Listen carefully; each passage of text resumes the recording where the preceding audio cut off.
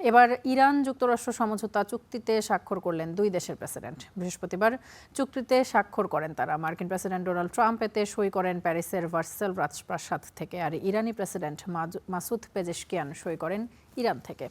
এই চুক্তিকে স্বাগত জানিয়েছেন বিশ্ব নেতারা। প্যারিসের বিখ্যাত ভার্সাইল রাজপ্রাসাদ, এখানেই ঐতিহাসিক ইরান শান্তি চুক্তিতে সই করলেন মার্কিন প্রেসিডেন্ট ডোনাল্ড ট্রাম্প।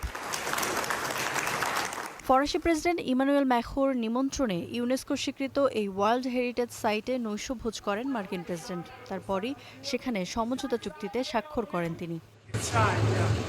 সমঝোতা চুক্তিটিতে স্বাক্ষর হয়ে গেছে, ভার্সাইলে সেটিতে সই করেছি আমি।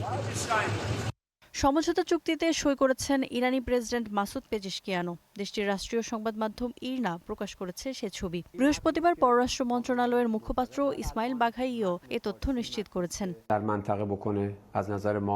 ইরান যুক্তরাষ্ট্র সমঝোতা স্মারক এখন আনুষ্ঠানিকভাবে সম্পন্ন ও চূড়ান্ত। দুপক্ষই এতে স্বাক্ষর করেছে।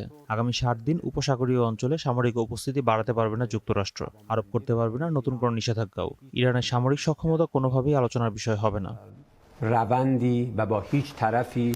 যদিও যুক্তরাষ্ট্র বলছে হরমুজ প্রণালী খুলে দেওয়া এবং ইরানের পারমাণবিক সক্ষমতা অর্জন না করার শর্তে যুদ্ধবন্ধে সম্মত হয়েছে তারা।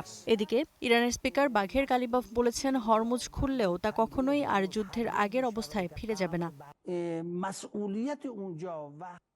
হরমুজ প্রণালী কখনোই পুরোপুরিভাবে যুদ্ধ পরবর্তী অবস্থায় ফিরে যাবে না। আন্তর্জাতিক আইন মেনে এই পথে কিছু বিধিনিষেধ বহাল রাখা হবে। চুক্তিটিকে বিশ্বশান্তির জন্য সঠিক পদক্ষেপ আখ্যা দিয়েছেন ফরাসি প্রেসিডেন্ট ইমানুয়েল ম্যাখো। এ চুক্তিকে স্বাগত জানিয়েছেন অন্যান্য বিশ্ব নেতারাও। এর আগে গেল রোববারই ইরান ও যুক্তরাষ্ট্রের মধ্যে ইলেকট্রনিক্যালি সাইন হয় এই সমঝোতা চুক্তি। তখন এতে স্বাক্ষর করেছিলেন মার্কিন ভাইস প্রেসিডেন্ট জেডি ভ্যান্স এবং ইরানি speaker Bagher Ghalibaf. Iffat Ira, Star news.